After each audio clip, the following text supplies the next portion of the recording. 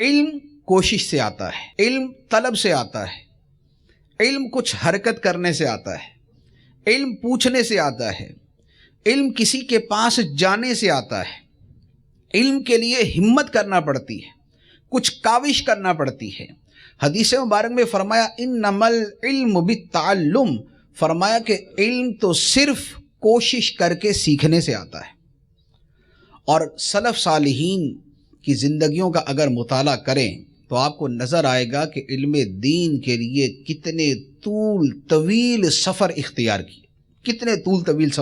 کیے، صحابہ کرام اور تابعین کے حوالے سے ایسے حیرت انگیز واقعات ہیں۔ حضرت عبداللہ ابن عباس رضی اللہ تعالی عنہما فرماتے ہیں، آپ تفسیر کے اندر آپ امت کے سب سے بڑے عالم آپ کو کہا جاتا ہے، عالم الامہ۔ آپ فرماتے ہیں کہ میں قرآن کی ہر آیت کے بارے میں جانتا ہوں، کہاں نازل ہوئی، کب نازل ہوئی، کس کے بارے میں نازل ہوئی۔ فرمایا میں قرآن کی ایک ایک آیت کے بارے میں جانتا ہوں، کب نازل ہوئی، کہاں نازل ہوئی اور کس کے بارے میں نازل ہوئی۔